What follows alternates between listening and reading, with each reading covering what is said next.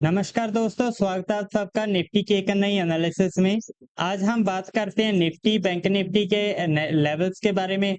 और सबसे पहले हम बात करें कि कल कल जैसे हमने ड्रॉ किया था कि ऐसे मार्केट बिहेवियर कर सकता है, ऐसे मार्केट चल सकता है, उसी के अकॉर्डिंग आज मार्केट हमें चलता हुआ भी देखने को मिला है। तो चलते हैं हम अपनी एक एनालिसिस में कि आज मार्केट क्या कर सकता है और कैसे हमें परफॉर्मेंस करता हुआ कल देखने को मिल सकता है। सबसे पहले अगर बात करें तो निफ्टी की, तो निफ्टी में जो मेजर सपोर्ट अभी भी मेंटेन किया हुआ है वो है 25,000 का। ये वाला अभी भी सपोर्टिव जोन काफी मेंटेन कर रहा है। अगर मार्केट में इसको अप साइड जाना है तो हमें 25,200 के ऊपर निकलना बहुत जरूरी है। 25,255 के ऊपर, जो 25,255 के ऊपर निकलेगा तभी यहाँ पे मार्केट में स्ट्रेंथ आ पाएगी। लेकिन उसके ऊपर टिकना भी जरूरी है। क्लोजिंग देने के बाद ऊपर अगर टिकेगा तभी उसके बाद अप साइड मोमेंटम हमें देखने को मिलेगा। अदरवाइज तब तक हमें थोड़ा वीकनेस ही देखने को मिलेगी। तो नीचे का जो मेजर सपोर्टिव जोन है वो है अभी 800 का। 24,800 के जब तक ऊपर है तब तक मार्केट थोड़ा स्ट्रेंथ में ही रहेगा। तो आज मार्केट ने क्या किया कि आज भी गैप अप तो खुला। गैप अप ओपन होने के बाद जैसे ही मार्केट ने ओपनिंग दी उसी के वक्त यहाँ पे हमें शॉर्ट की पोजीशन देखने को मिली। जैसे हमने कल भी बात किया था कि जैसे ही मार्केट गैप अप खुलेगा 25,200 के आसपास, वहां पे हम एक शॉर्ट प्लान बनाएंगे जो नीचे की साइड हमें 25,100 और 25,050 तक के टारगेट हमें देखने को मिलेंगे। एग्जैक्ट वही वाला जो लेवल है हमें अचीव होते हुए आज देखने को मिले। जहां पे 25,200 पे हमें ओपनिंग मिली, उसके बाद जैसे ही मार्केट थोड़ा रुका, रुकने के बाद आके 25,100 के आसपास आके ही सपोर्टिव बनाए। उसके बाद 25,000 के आसपास आके भी हमें कुछ 25,000 30 या 50 के आसपास ही हमें सपोर्ट बनाता हुआ भी देखने को मिला। लेकिन जहां पे ही क्लोजिंग हमें देखने को मिली है तो इस वजह से हमें कुछ तो आज एक्सपायरी थी, एक्सपायरी की वजह से भी वीकनेस आई है। दूसरा क्या है कि यहाँ पे ही क्लोजिंग होने का मतलब ये है कि मार्केट अभी थोड़ा या इनडाइसिस है कि खुद डिसीजन नहीं ले पा रहा कि अप जाना है या डाउन जाना है। मार्केट खुद ही कंफ्यूज हो चुका है। अगर हम ओआई की बात करें तो निफ्टी में अगर बात करें अभी भी जो रेजिस्टेंस मेंटेन हो रहा है सबसे बड़ा, वो अभी हमें 25,100 के आसपास का रेजिस्टेंस आज हमें क्रिएट होता हुआ देखने को मिला है। तो यहाँ पे काफी बड़ा जो अभी रेजिस्टेंस है वो 25,100 पे अभी मेंटेन हो रहा है। दूसरा है 25,200 पे। 25,200 पे भी काफी ज्यादा हमें ये एरिया जो है वो अभी रेजिस्टेंस ही लेवल अचीव होते हुए देखने को मिल रहे हैं। दूसरा क्या है, मार्केट ने अगर हम सपोर्टिव जोन देखें तो अभी 25,000 पे बहुत कम सपोर्ट है, लेकिन 24,800 पे काफी ज्यादा सपोर्ट हमें मेंटेन होती हुई देखने को मिल रही है। इन दोनों के कंपैरिजन हमें 25,000 के आसपास जो है सपोर्ट काफी कम देखने को मिल रही है। तो ओवरऑल हमें ये पता चल रहा है कि मार्केट आने वाले हो सकता है एक दो दिन में काफी ज्यादा 25,800 के लेवल भी हमें अचीव होते हुए देखने को मिल सकते हैं। तो चलते हैं हम अपने लेवल्स की तरफ। तो यहाँ पे अगर हम बात करें निफ्टी के बारे में, निफ्टी अगर मान लो कल इसी वाले जोन में साइडवेज ओपन हो जाता है, साइडवेज ओपनिंग होने के बाद अगर नीचे एक साइड जाता है तो हमारा टारगेट हो ये वाला होगा, जो होगा 24,930 का। ये वाला हमारा टारगेट होगा यहाँ डाउन साइड का। अगर उससे भी नीचे जाता है तो 24,800 तक भी हमें मार्केट जाता हुआ देखने को मिल सकता है। तो ओवरऑल अगर हम बात करें सबसे पहले तो अगर ये साइडवेज जोन का है, साइडवेज जोन में अगर डाउन साइड आ जाता है तो हमें 24,900 तक के टारगेट भी हमें अचीव होते हुए देखने को मिल सकते हैं। दूसरा अगर अप साइड जाता है, अप साइड की बात करें तो यहां से अगर साइडवेज ओपन होने के बाद मार्केट अप साइड जाता है तो हमारे पास ये रेजिस्टेंस है जो है 25,200 का। 25,200 के जब जैसे ही मार्केट यहाँ पे जाएगा फिर से यहाँ पे एक शॉर्ट की पोजीशन ही बनेगी जो मार्केट को फिर से एक डाउन साइड ही लेके आएगी, जो होगा टारगेट 25,120 का। ये तभी होगा अगर 25,200 के हमें रिजेक्शन मिलेगा। तभी 25 120 का हम टारगेट रख पाएंगे। अदरवाइज अगर यहीं से साइडवेज होके जाता है तो हम 25 200 के टारगेट भी अचीव करेंगे। अगर मान लो कल मार्केट काफी ज्यादा गैप डाउन खुल जाता है, मेरे अकॉर्डिंग हो सकता है चांसेस ज्यादा हैं गैप डाउन खुलने के, क्योंकि आईटी सेक्टर के जो काफी ज्यादा स्टॉक है, जो मेजर स्टॉक है, वो काफी वीक आज देखने को मिले, जिसकी वजह से हो सकता है रात को यूएस में भी काफी ज्यादा आईटी स्टॉक प्रेशर देखने को मिल सकता है।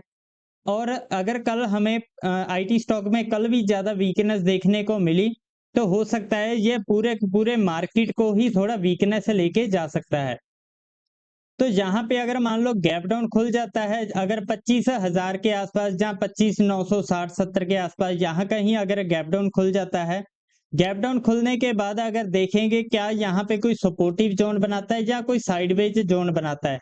जैसे यहाँ पे आज मार्केट ने काफी टाइम इस वाले जोन में बताया, कल अगर गैप डाउन ओपन होता है, इस गैप डाउन ओपन होने के बाद इस वाले जोन में अगर मार्केट काफी ज्यादा टाइम बिता देता है, वहां पे डिसाइड करेंगे मार्केट अप साइड जाता है, तो हमारे पास टारगेट होगा 25,080 तक का टारगेट पहला होगा हमारे पास। उसके बाद अगर ऊपर जाता है तो हमारे पास 25,200 के भी टारगेट अचीव हो जाएंगे।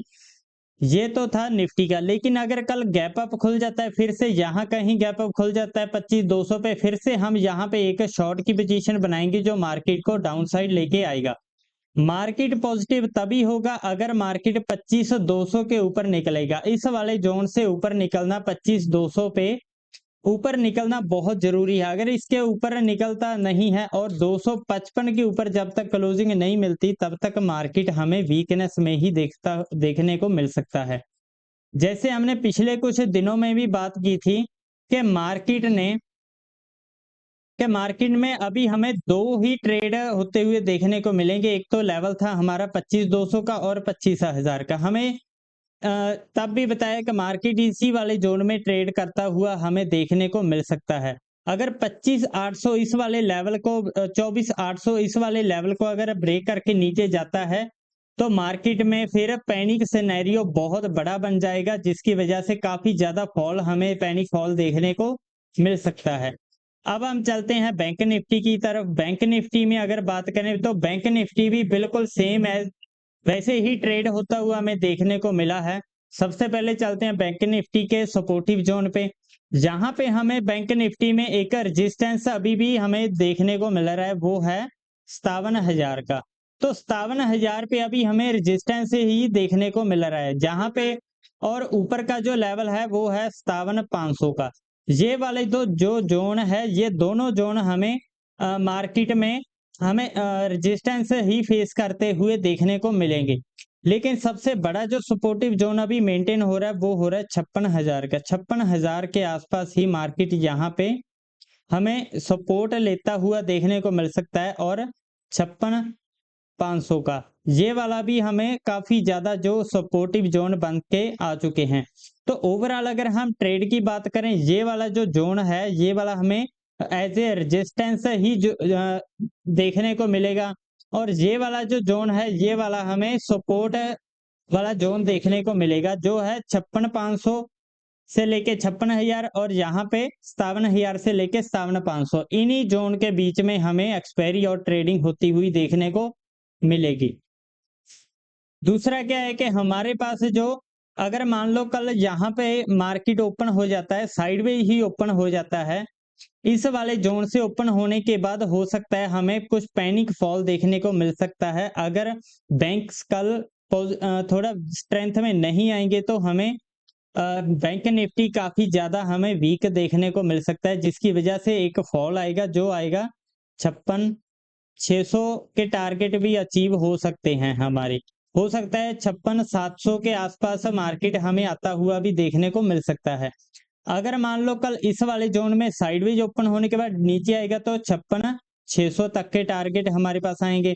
अगर वहां पे साइडवेज ओपन होने के बाद अप साइड जाता है, लेकिन जो चांसेस बहुत कम है, तो हमारे पास सबसे बड़ा जो रेजिस्टेंस है, वो अभी 57,200 का रेजिस्टेंस अभी हमें देखने को मिल रहा है, क्योंकि इस वाले जोन के ऊपर मार्केट जा नहीं पाया।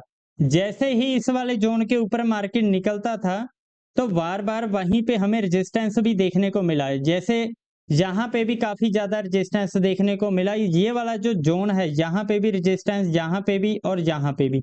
तो आज भी एग्जैक्ट उसी वाले लेवल के आसपास हमें रेजिस्टेंस देखने को मिला, वो है 57,300 के आसपास। तो यहाँ से हमें काफी बड़े वाले जो रेजिस्टेंस अभी भी मेंटेन हो रहे हैं। तो जहां पे जैसे ही अगर मान लो मार्केट गैप अप खुल जाता है, फिर से यहीं से एक फॉल देखने को मिलेगा जो मार्केट को 57,000 के आसपास लेके आ सकता है। ओवरऑल अगर हम बात करें, अगर कल यहीं पे गैप अप खुल जाता है, गैप अप खुलने पे भी हम शॉर्ट की प्लान बनाएंगे जो मार्केट को नीचे लेके आ सकता है। तो यहां से हम शॉर्ट प्लान तब तक करेंगे जब एकदम से पहली कैंडल ही वीकनेस बन जाती है। अगर मान लो यहाँ पे काफी टाइम मार्केट इस वाले जोन में बता देता है, तब ब्रेक करेगा, तभी हमें यहाँ पे मानेंगे कि यहाँ पे कोई स्ट्रेंथ देखने को मिल रही है।